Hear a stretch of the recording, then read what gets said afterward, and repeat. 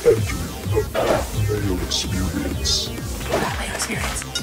That Mayo Experience. That Mayo Experience. Experience. Welcome to the Pat Mayo Experience. This is it. Masters Week. Hello, friends. This is going to be the kickoff of a huge consumption of Masters stuff for you all week, and then heading into next week, and then through the tournament. So Wednesday, the show you are watching, course preview. Give the episode a like. Go rate and review the podcast, which you can listen to for free, uncut, uncensored, any single time you want. So again, episode a like. Go a long way. Go subscribe and rate the podcast. It'll help get the word out. But this is just dipping the toe into the water of the Masters, just purely talking about Augusta National and some of the tournament trends over the years. Thursday, full Millionaire Maker preview. All the guests from all around the industry. You're going to love that one. Me and Feinberg breaking down the tournament from a betting perspective. On Friday, my giant column comes out Sunday night on TK Playbook. Monday, Feinberg and I are back again to finalize our pick, talks about some props. That'll be a whole lot of fun. Tuesday, we're going to do the DraftKings Millionaire Maker ownership projections. Then Wednesday, a live chat. But it does not end there. Next Thursday, we're going to have a podcast after the round and a full show talking about some head-to-heads, what to look for. And then Friday, Sweat It Live with me and a special guest over the final 2-ish hours to get you ready for weekend golf, to sweat out who may be making the cut, who might not be. And then after round 3, another show to prepare you for the final day of the Masters. This is like my Super Bowl. It's the Masters, and the first guest to help me break everything down, your friend, my friend, David Barnett from the Tour Junkies. Down there right now. What's going on, dude? What's up, Pat Mayo? Listen, dude, I appreciate you. Thanks for having me on. I've been looking forward to this. You are a trailblazer, my friend, and congrats on all your success. Looking forward to talking a little Masters, man, right here in my hometown of Augusta. I'm about 6 miles from the course right now.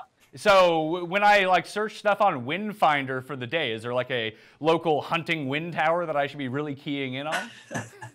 No, Augusta really doesn't have a lot of wind, honestly. We just don't get wind. I pray for wind in July and August when it's 104 degrees and 100% humidity. We just don't get a lot of wind. Wasn't there a whole bunch of wind it was the Willett year, the year that Willett won? It was super windy for 3 days. Yeah, and that's just the exception to Augusta. It's generally not the rule. All right, so let's talk about the course just a little bit. So we have Augusta. It's a par 72, just over 7,400 yards, so 7,435 yards, but it typically plays a little bit longer than that when you're out there. 65 square foot greens, that's about tour average. 41 bunkers, 6 water hazards, bent grass greens, ryegrass all the way around the course in terms of tee boxes, fairways, the rough. But I guess the first thing, if people aren't super familiar, and maybe since the advent of 4K and HD, they can pick up on this a lot, there's not really a whole lot of rough at Augusta National, is there? No, there's absolutely not. I spent a couple years caddying at Augusta National when I was in college. I've been every year since I was a kid. We've got friends that work on the grounds at Augusta, and the rough is still non-existent. So, it's just a pretty open. It gives you it's all right there in front of you off the tee. So it's pretty open, and you're right. It does play a little longer. There's a tremendous amount of undulation on the golf course, and so that leads to distance being a key, in my opinion. So you think that the driving distance players have a big advantage over the pure driving accuracy players?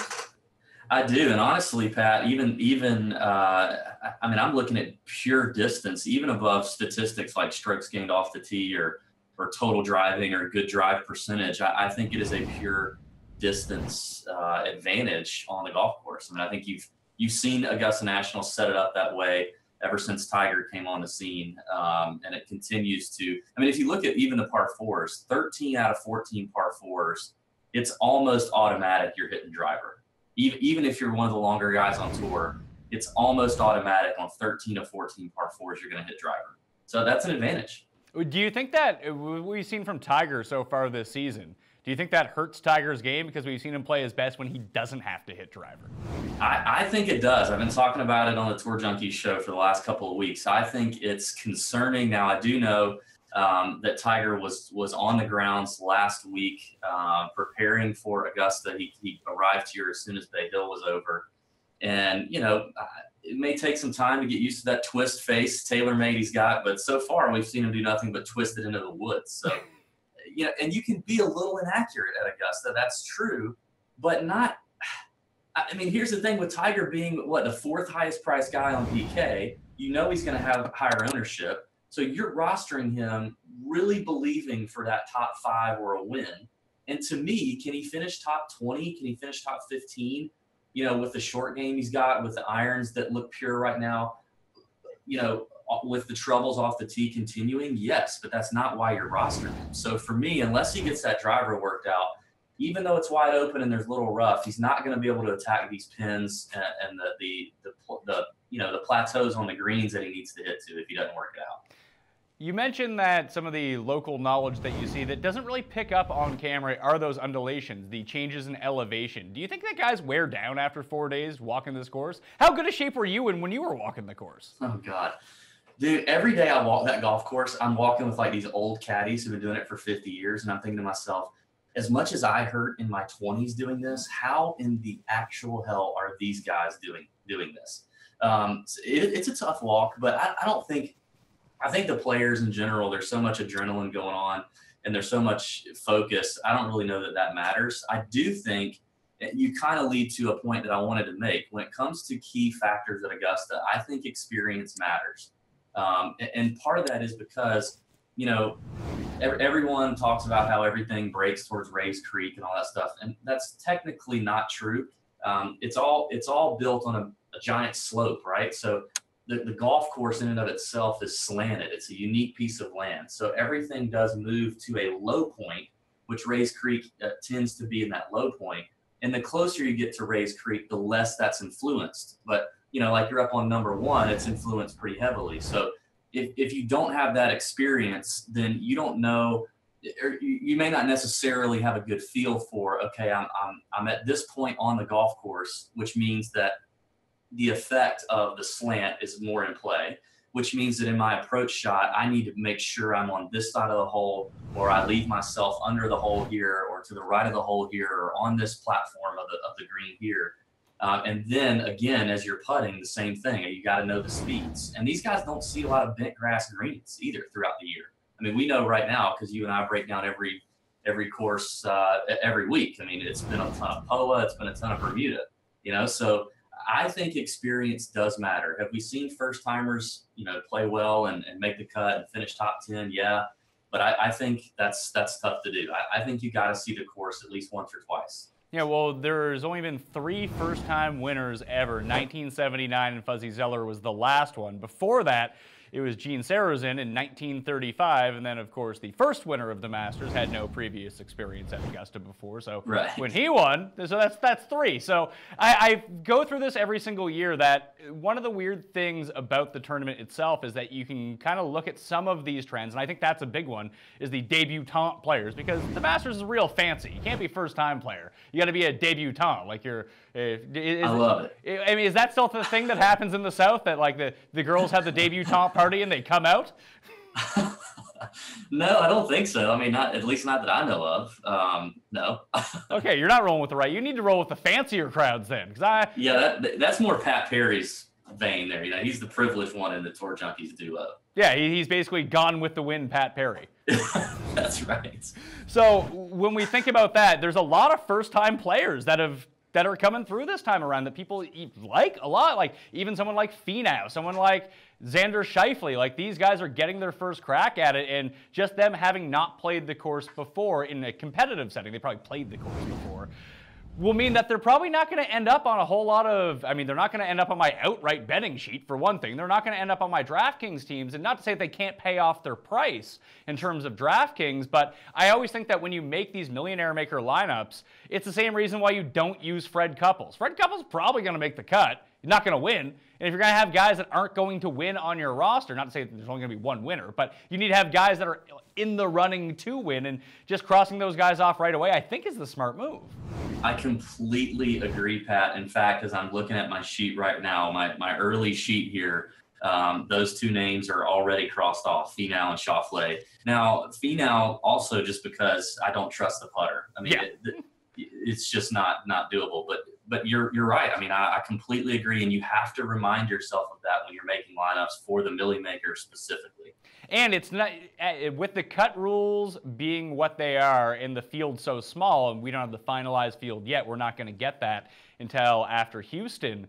But, 90-ish players, and there's like 15 old dudes who have no shots, so just cross them off. Yep. Cross off the first-timers, and the top 50 in ties. Is it still the 10 in the lead? Is that still for this year? Yes. So we might get, so it's top 50 in ties and all players within 10 of the lead. So, a high percentage of players are going to make the cut this week. It could be anywhere from like 57% to 65%. So just having 6 of 6 is going to do you no good. Right. So, yeah, I mean, it's a minimum, but it doesn't make you an automatic lock to really cash. So you're exactly right. You've got to have 6 guys on that roster that are contending to win. So when I think about it, you mentioned driving distance in terms of key stats. I just look at the players that have performed so well here over the years, and I think that ball striking, strokes gained ball striking, which you can find on fantasynational.com if you become a member, is going to be the one that I'm really focusing on here. So that does combine strokes gained off the tee plus strokes gained approach. I think that approach is probably more important, but like you mentioned, some of the driving distance can be factored into off the tee game, and then your shorter hitters who gain a bunch of strokes, someone like Matt Kuchar, for example. Historically Matt Kuchar, not so much Matt Kuchar so far this season. Correct. Yeah. But he's a shorter hitter. He just knows how to place the ball, and where he does have that course experience, he can get the ball to exactly the plateau he wants to get it to for his preferred second shot. Plus, a lot of these guys, when you look at them, whether it be Tiger or even Bubba, who seems to have this course figured out, good short game. So I would think strokes gained ball striking, strokes gained around the green, and I don't normally put much of an emphasis on putting, but even on Fantasy National, you can sort just by bent grass greens if you want to. And I would almost throw API Bermuda into that because those were super fast from this season. They were fast. That might give us a good indication of what we might see. Guys who putted well there might continue to read the greens the exact same way. I know it's a different type of surface, but still, the speed of the greens is not something that you see that fast, that often on tour, especially this season. Those would be the 3 things I'd be really looking at, and I'm going to mix in course history. I'm not generally someone who factors in course history that much, but I agree with you. Having experience at this course is so essential. That's why you see some of these 51-year-olds just continue to churn out top 20s every single year. They know where to hit the ball. Yeah, and Augusta, Bobby Jones built Augusta to demonstrate golf from tee to green, from the tee box to the hole, for a player to perform well in every sense of golf, right? And so this is an all-around performance. You have to have everything clicking to play well here at Augusta. So it is a little bit of everything. I'm with you. I think it's strokes gained approach because, again, if you don't put yourself on the right levels of these greens, then you are screwed. It's obviously strokes gained around the green, being able to get up and down. I mean, we've seen Jordan Spieth do that in his years here where he played so well. And it's obviously putting, but I think you're right. You got to look at the experience. You got to look at guys who are clicking, and it just is what it is. History at Augusta does mean something. All the course history means nothing, guys. I just think you can't do that this week or you're in trouble. Well, it's one of these things where, yes, you play at the same course every year, so the more rounds you get there, obviously, the better it's going to end up being for you, especially from a competitive sense. But this seems to be so unique of a course that local knowledge is so important. Like, you can show up to Glen Abbey at the Canadian Open and be like, oh, I drive the ball 350 yards, I'm going to have a really good week. So you don't need to have played that course a bunch of times to figure out what's going on. There's so many different nuances here. Like, okay, I have no idea how this works. How difficult is it to hit out of that pine straw?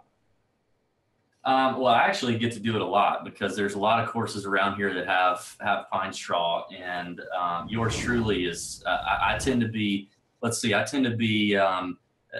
those guys who hits the ball a long way off the tee, but I don't have any idea where it's going. So I find myself hitting out of the pine straw frequently.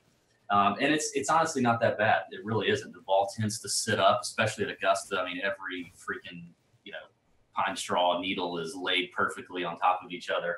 So the ball does tend to sit up. You can get your club face on the ball easily. Sometimes it's tougher to control the spin just because it's harder to predict the spin. A lot of the club face is meeting the ball, so it may do more than you think it's going to do. But it's not that difficult, honestly. It's just a matter of, are there pine trees in your way or not? You know, do you have a clear line? I want to talk about a corollary course, the one that I've been kind of talking up the past 3-4 seasons, just because there's so much crossover success at Riviera, where they host, I believe it's the Genesis Open now. Yep. But Bubba's won there 3 times. He's won twice at Augusta, obviously. Dustin has played really well at Augusta, and he is a horse for the course as it comes to Riviera. So there's been 4 winners, Riviera CC, and it's 2 of them are lefties, or 3 of them are lefties of the guys that have had the crossover success. So Phil has won at Riviera. Obviously, he has had a tremendous amount of success at Augusta, including a win. Bubba won 3 times, won twice at Augusta. Adam Scott has won at both, and Mike Weir has won at both. 3 lefties on that list. Why do you think lefties seem to have such a big advantage at Augusta? Well, I think it's just and I think same thing with Riviera, and I think the only way those 2 are really correlated is possibly just sight lines and tee to green. There's a familiar feel there. Well, I will say the reason that I think that they do correlate a little bit, and I think it's the off the tee stuff, that I think the reason that Bubba and Phil tend to do really well there is that they have a lot of imagination with their shots. They can really see where they can shape the ball around to get it into the perfect spot. And I think that sort of strategy is what translates well. I mean, the tee to green stuff, they're both longer courses, so that can really help. And you do need to score on the par 5s to really get it going. But just some of the, hey, I'm in the Kikuya, I need to wrap it around this tree, and I need to get it within 10 feet of the green so I can have an easier up and down. I think that sort of strategy from tee to green actually mimics each other just a little bit. Yeah, and I totally agree. And if you can blast one on Riviera and work it around trees or out of the Kikuya or whatever, you can do the same thing at Augusta. So I think that's probably as far as I would go in the comparison between Augusta and Riviera. We just have so much data on Augusta and history of Augusta. I'm not going to find myself digging too deep into correlations at Riviera. All right, well, here are the I got some Riviera numbers for you, though. Strokes gained total at Riviera from FantasyNational.com on a per-round basis, tracking the past 50 rounds of all the players. So just because a player only has a few rounds there, he could be very high on this list. So the top 10, and you see, tell me if any of these names kind of pop up in your mind when you think of Augusta. So DJ, Bubba, Phil, Scott, Justin Rose, Sergio Garcia, Adam Hadwin, Xander Schauffele, Jordan Spieth, and Alex Noren are the top 10 per-round players at Riviera. That's pretty solid there, Pat. Pretty solid. Yeah, I mean, you've definitely drawn a correlation, that's for sure. Well, I think I'm just looking at results and then making my own conclusions. So whether it's a real thing or not, I'm going to pretend like it's a real thing. Yeah, man, do your thing. How often, like, it doesn't really rain all that much in Augusta, does it? Well, no, I'll tell you what, actually, that's something I'm looking at. We've got, like I said earlier, we've got some friends on the grounds that work on the grounds crew at Augusta, and we were actually messaging with them just the other day. And because we have had a fair amount of rain here lately. Like, my home course is pretty wet. The fairways are wet. I mean, every time you hit a ball in the fairway, you got a mud ball. And Augusta does have the sub-air system underneath all the greens and then underneath parts of the fairways. So underneath the fairways, in these spots that don't have a drain anywhere, they do have sub-air systems to dry out the ground. But it is a little wet right here right now. So it's going to be, which I think again just plays more into the length, right? More into the bombers and being able to get the ball down the fairway a little further, because I don't think there's going to be as much roll as we've seen in years past unless they really focus on drying them out. So I think that's something to watch. If we're sweating our lineups or sweating our bets from day one, where are the problematic parts of the course? Because last year, number 1 just ate everybody up. There were huge numbers on number 1. So what do you think are like the 3 or 4 most difficult holes that we really, hey, par on this hole is really good? Yeah, which, number 1, I think number 1 eats people up on the greens, right? Because I think traditionally it's not one of the more difficult holes if you look at it. Like number 4 is a pretty tough hole. The long par 3, that's going to scare me a lot, sweating lineups. I mean, it can play as long as 240 yards. And then those bunkers on the front right and left are really tough. That 4 and 5 are both pretty difficult. The second shot into number 7 is pretty scary. An elevated green surrounded by bunkers. So 7 can play tough. Those are the tough holes on the front 9. Obviously on the back 9, but to me, the 2 most difficult holes on the back 9 are 10 and 11. So if you can get your guys through 10 and 11, especially 11, get out of there with par, that's going to be pretty nice. 12, depending on wind, can be a thing. Other than that, once you get past 11, I feel like you're okay. I mean, you can still make big numbers anywhere at Augusta National, but I think you're okay. I mean, maybe 17 and 18 a little bit, but I think it's 10 and 11. Those are the ones where if you're sweating lineups, if you're sweating the cut on Friday or whatever it is, you got to get your guy past 10 and 11 and not make big numbers. I'm trying to think of the hole right now. I believe it's hole 11. It could be hole number 10. I always get them all mixed up in my mind. But it's the one that has the huge drop-off to the green down to the left, and then there's water to the left of that green. Which hole is that? So that does, if you're thinking about that, the area of 10 and 11, that sounds like 11. I wouldn't say it's a huge drop-off, but 11 is a 500-yard par 4 with a tee shot where you can't see the green. You're right there. You can't see the green from the tee. But then you do have, that's kind of the beginning of Amen Corner there. So then the approach shot, you've got water all to the left, a bailout area to the right, which is where you're going to see a lot of guys miss. A lot of guys bailing out right, bunker out right. That's the famous spot where Larry Mize in 1987 chipped in to beat Greg Norman in a playoff. So it's just a long par 4 with a brutal approach shot. That's the tough part about number 11. I always just remember that everyone tries to play it right to left and really kind of hook it in there if there's not too much wind or they have the proper lie to do it in the right angle. But Fred Couples always plays this like weird 3-iron burner down the hill, and he always banks it off the same little bump, and it just ends up like 10 feet from the hole. It just blows my mind every single time. Yeah, and that works, and honestly, 11's kind of a dead straight hole. I mean, it's really not a let me play this big draw around the corner. And if you, actually the worst trouble is a miss left, because you're only out of bounds on that hole off the tee is to the left. I mean, you can bail out right and you're just in the pine straw kicking out through pine trees. But if you miss it left, if you really snap hook one left, you're dead. If I'm going to the course and I'm a patron, is there a good spot that I need to sit at? Like, do you have any good spot? If anyone's going out there and they're watching this show, is there a recommended spot on the front or spot on the back that you recommend to go stand at? Oh man, there's so many fun spots that I love. Obviously, if it's your first time going, you just have to walk the golf course and see everything. But I have a couple of hot spots I like. There's a spot to the left of 14 fairway, almost up to the green, where they have it roped off, and you can see approach shot. You can see tee shots land on 14, see the approach shots, chips and putts on 14, and then you really just turn around, like you just turn completely around, and you can see them tee off on 15 and watch them bomb it down 15. That's a fun spot. My favorite spot on the entire golf course by far is sitting at the tee box in the bleachers on number 16, which is the beautiful little par 3. And water there. You've got over your right shoulder, you've got all the concessions and $2 beers that you want. And there's bathrooms right there, and you can just park there all day, and it is a blast, especially if you're going on a practice round. 16 is the money spot to go on a practice round. It's a lot of fun. That's where they skip the ball off the water. So you have the $2 beers. Well, what else should I be? There's so much glory on that menu. If I could only have one thing on the menu, what am I getting?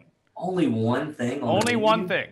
Let's say I'm on a diet. I can only have one thing.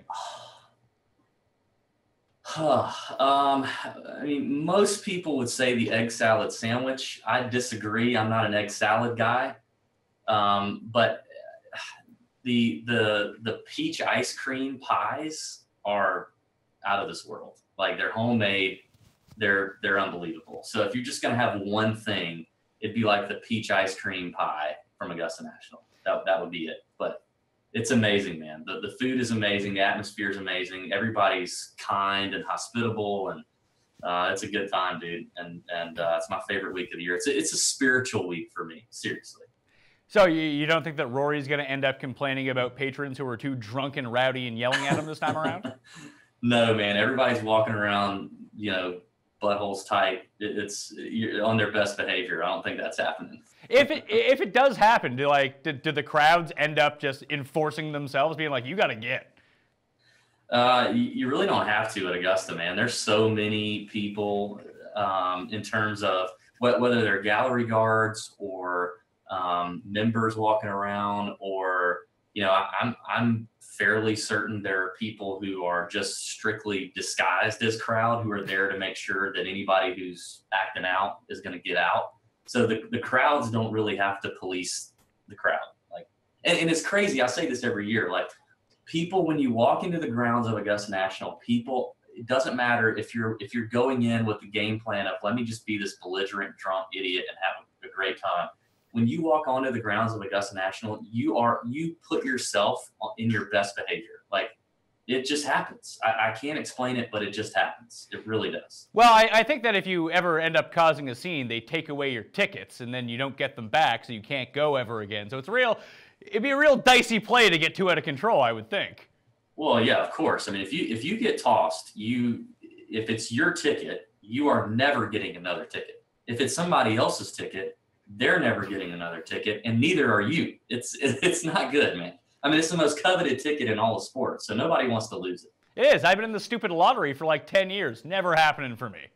Yeah. Good luck, man. I mean, I'm shocked by that because, back in the day, man, for example, my parents who grew up here, my parents remember when the Augusta National was sending letters begging people to buy tickets, literally begging them, and nobody would do it.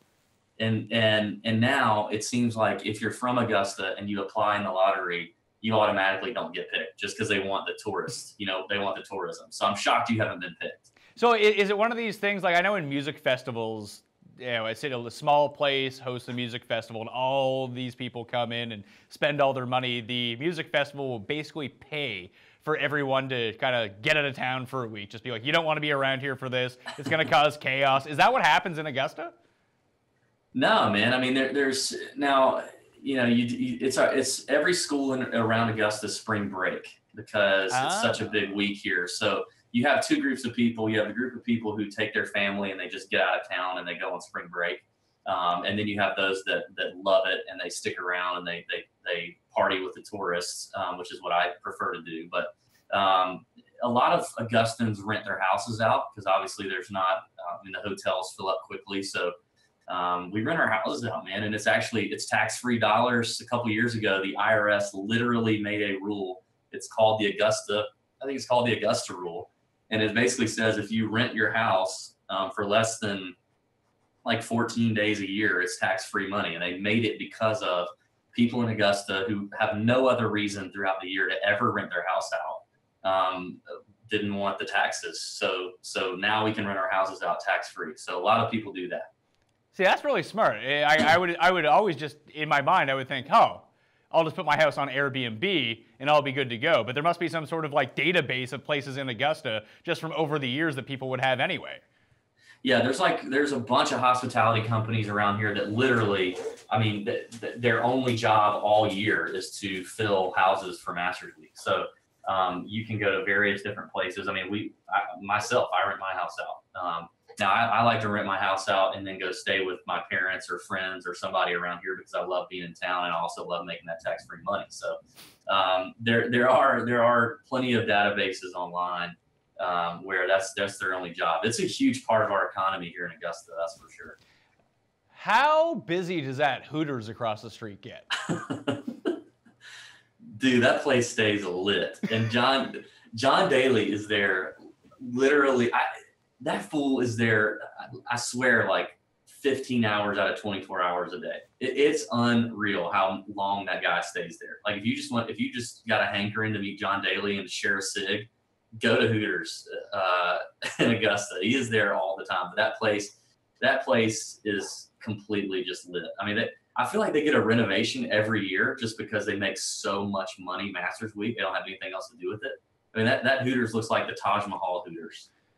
Well, if I can go there and have a cig with John Daly, I might just go and just watch TV from Augusta. If they won't let me on the course, I'll just go to your place, watch TV, and after I go smoke with John Daly. No, you literally can't. I mean, I've seen people walk up to John Daly and just like light a cigarette, and then he'll light one, and you just stand there and kick it with him. But yeah, listen, I tell people all the time, you have to come to Augusta. You have to make the trip. And even if you don't have a ticket, if you just get here, there's so much other stuff to do, and it's so much fun. And then likely you'll get a ticket. You know what I mean? Like, I'm not saying you're not gonna pay a good bit for it, but you can get one if you just get here. So there's so much going on. I mean, dude, last year we had Snoop Dogg play in this rundown country bumpkin hole in the wall bar that you just would not believe the how far Snoop Dogg playing in that bar really felt. But I mean, it's a party, dude. It's so much fun. You got to get here. I was looking at buying tickets online, and they were like $2,000 a piece. Would they be cheaper if I just showed up and bought them from someone? Man, it's crazy. The ticket thing is like, it's like the stock market. I mean, it ebbs and flows. There's a few major brokers, and I don't know who they are, but there's like 2 or 3 major brokers that buy up a ton of tickets early, and then they just sit on them and they hold them. And then the demand goes up, and so then prices go up. And then right before the tournament, they unload all these tickets, and then demand drops and prices drop. So it's just crazy, man. It's a wacky, the underbelly broker world of the Masters would be an interesting, like, investigative piece for somebody to do one of these days, because it's so interesting. But yeah, I mean, I tend to think if you get here and the week of, you're likely to get a ticket for less.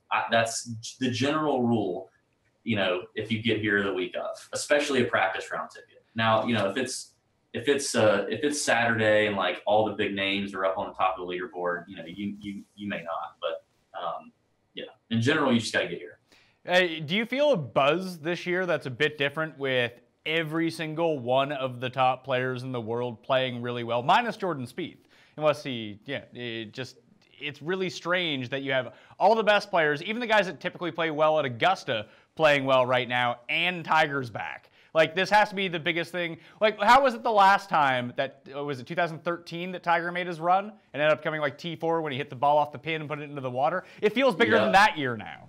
Totally. It's unreal, Pat. I mean, as long as I've been a golf fan, and which is like basically my whole life, I don't recall this kind of feeling and this kind of buzz. Augusta's already reeling from it right now. I mean, Washington Road already looks very different. You get all the Masters magazines already up in all the grocery stores and pharmacies and all that stuff. Like, it's already happening. And you're right. I mean, you look at the top 10 or 15 names, you know, even on like what we're looking at DraftKings, it's unreal that you can't find one that's not in form, and they all, you know, they're all, you know, set up nicely to play well at Augusta if they haven't already won, you know.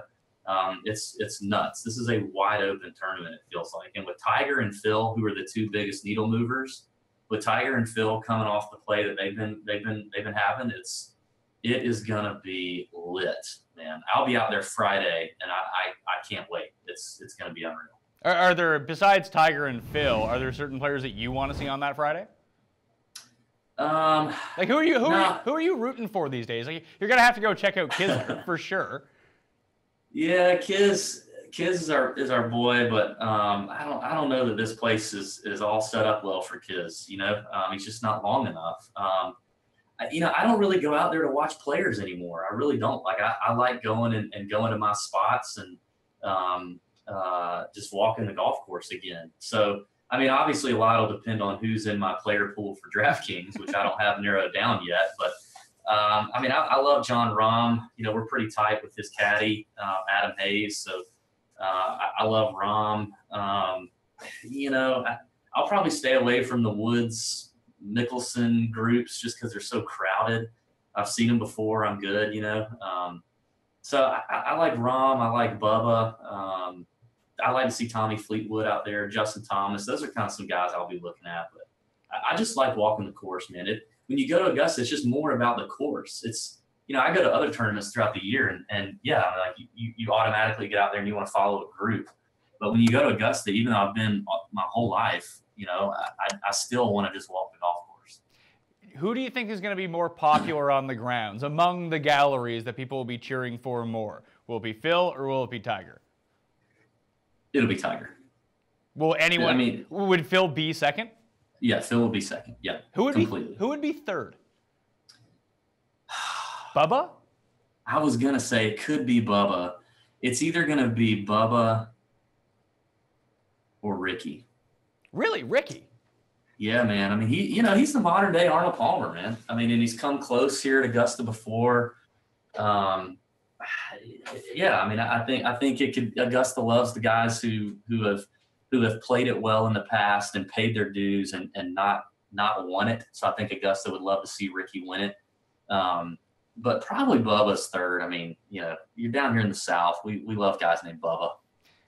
I mean, unfortunately, Boo Weekley's not in the field this time around. I feel like he would get a high approval rating from that crowd too. But like Spieth, nowhere near the top. Do people just not like Jordan Spieth?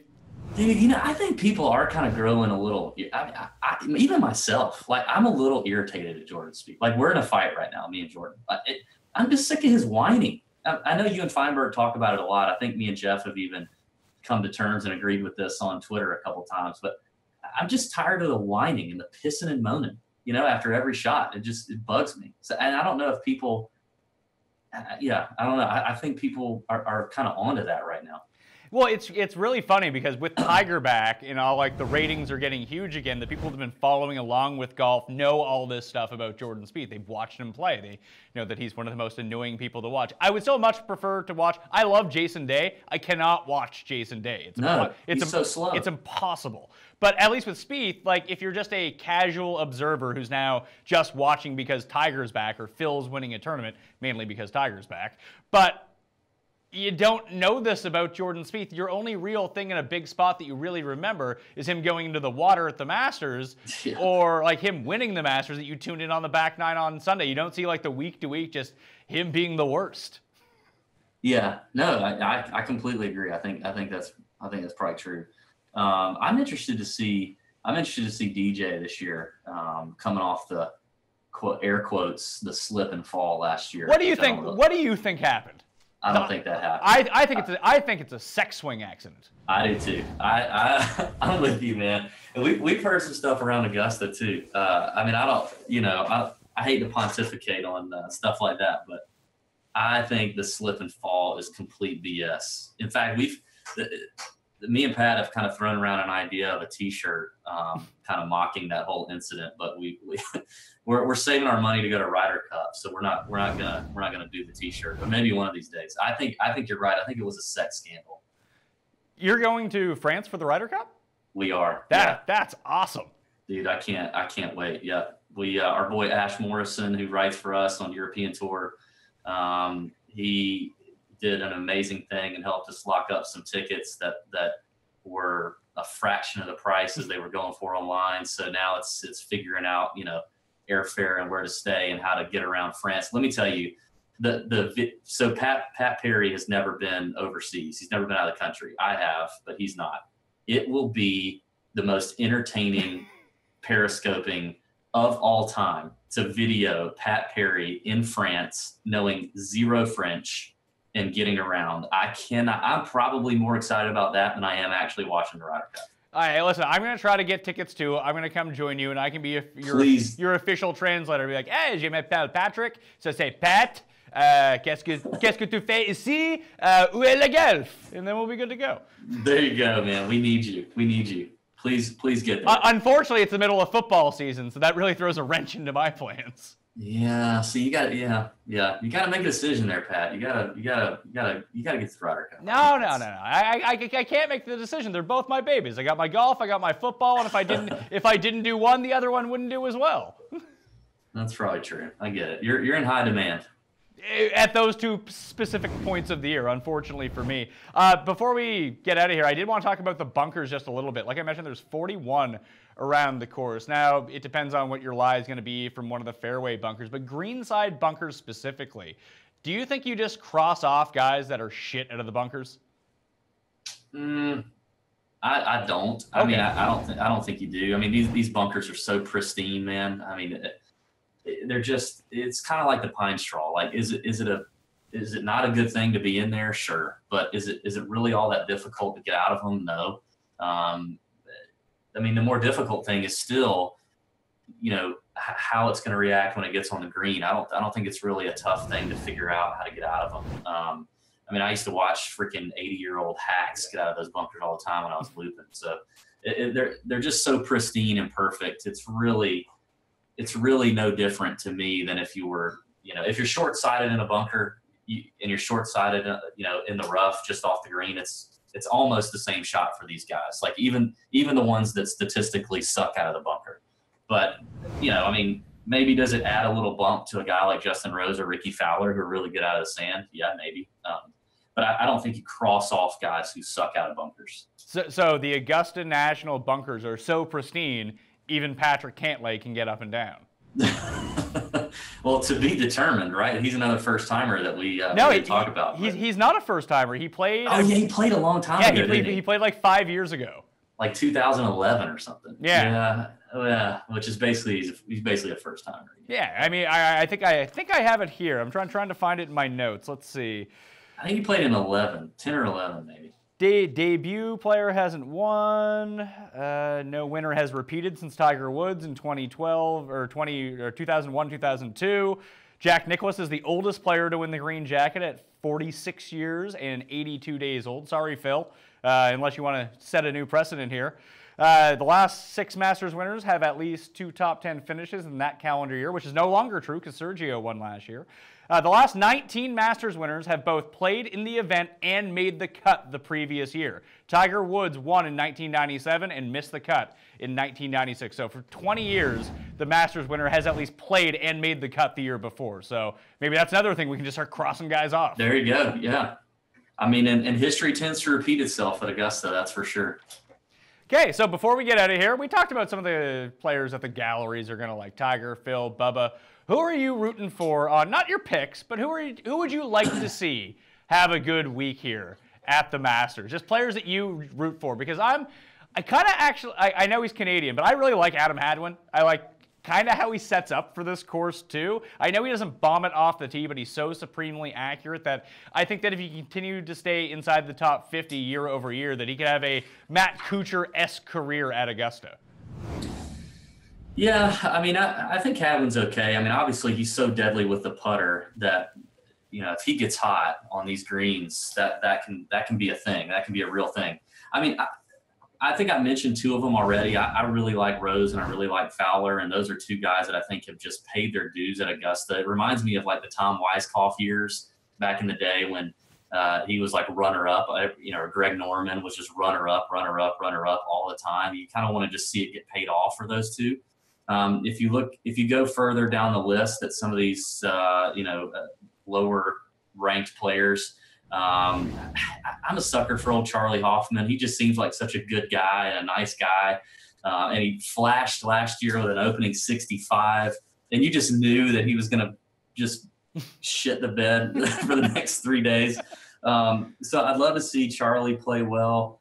I'm kind of a sucker for Russell Henley. I feel the same way about him. And, I'll give you one more that I think would just be an amazing story. And this is a guy who's played really well at Augusta historically, and he has the skill set. He has all the skill set to play well here. He just doesn't have the form, and he's been battling old Lyme disease. Jimmy Walker, I think, would be a really good story at Augusta. I could see that. I could see that being interesting. That whole narrative might be one I latch onto. If I wasn't watching the event, I'd really be rooting for Jimmy Walker and him to overcome Lyme disease and do everything. But I can just see it now if he's tied for second going into Sunday. The entire first 3 hours, the entire broadcast is just going to be different packaged canned stuff about we'll hear the Jimmy Walker story 8,000. It was like when Bernhard Langer was in the mix 2 years ago and every single feature was about Bernhard Langer. It was all right, enough. I get it. He's old. He's not going to win. Let's move on from this. Yeah, half of America will be Lyme disease experts if Jimmy Walker's up there on Sunday. It's like the Olympics. You get a glimpse of this stuff. It's like the people who are curling experts after watching it for 10 minutes. You're right. You're going to have some new school doctors know everything there is to know about Lyme disease. Yeah, that's probably true. But for Jimmy's sake, I don't know. I hope he has a good year. He's played really well at Augusta before. We just haven't seen the form here lately. All right, that'll do it on the Pat Mayo Experience. David, tell everyone what you guys have coming up on the Tour Junkies podcast. Yeah, man. Well, obviously, we got a big Masters show ourselves. We're gonna be around Augusta that week and doing some fun listener events. Yeah, we'll be doing our thing. So you guys just stay tuned on the Twitter account at Tour_Junkies. Don't forget the underscore. And check us out at tourjunkies.com. We've got some blog articles going up. We got some new swag in the shop. It's gonna be a good time, man. Thanks for having us. Yeah, no problem. You guys doing are you doing fan meetups as the event's going on? Yeah, I think we're gonna do one on Friday night. Anybody who's in town, we're gonna have a big dinner Friday night. Playing with a couple of guys on Thursday morning. We had a contest winner that's gonna be joining us on Friday at the tournament. So yeah, we'll do some fan stuff.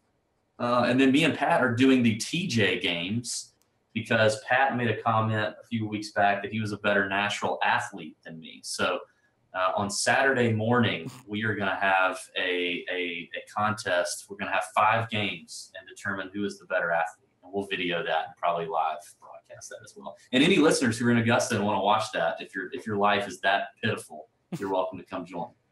I'm not going to lie to you. Some of Pat's claims basically sound like Andercust. I know. We've talked about this. They are almost the same person. We have got to get those two on a podcast together. The DFS community would demand it if the idea hits them in the head. Like the two are very similar. I see. I think we just take them out of sports completely. I think there's a big market for like a Republican primary podcast. Like, we're just going to talk about red issues because Cust is all in. I'm sure Pat's all in too. You guys will be good to go. Like, is Andrew Cust a Republican? Oh yeah. Well, I mean, he's Canadian, but yes, he leans very Republican. Really? I did not know that. Oh yeah. I know he likes Subway, but I didn't know he's a Republican. I don't know which is worse. Maybe those things go hand in hand. You like Subway, you're just Republican's probably not fair. He's a small C conservative. We have to say that in Canada because we have the big C conservative, which is actually just a party that we have. Oh, wow. Okay. Good to know. Yeah, we need to get those two together, though. It's really funny. It would be really funny, I'm sure. I think so. Maybe I'll step aside for a Cuss Corner and those two can go at it. Or me and you can be on it. We'll just prod them. Yeah. I mean, it would be so easy to get them going. It's so easy to get Pat going. Just like us. It's perfect. Yeah. All right. That will do it on the Pat Mayo Experience. Like I mentioned, give the show a like, sub to the podcast wherever you can download podcasts. That even includes like not just iTunes, not just Google Play, but Spotify, iHeartRadio, TuneIn, all those places. You can sub, please rate, and again, give the episode a like. Full Masters coverage all week on DKPlaybook.com from me with cheat sheets, with my giant article that will come out Sunday night. And if you want my betting cheat sheet, you can go to facebook.com/thepme. I'll have that up a day or maybe a day and a half before the tournament actually starts. You've got to wait till the end of that. Plus shows every single day, even through the first 3 rounds of the tournament. So you don't want to miss a second. All right? I'm Pat Mayo. Enjoy Augusta National. I'll see you next time.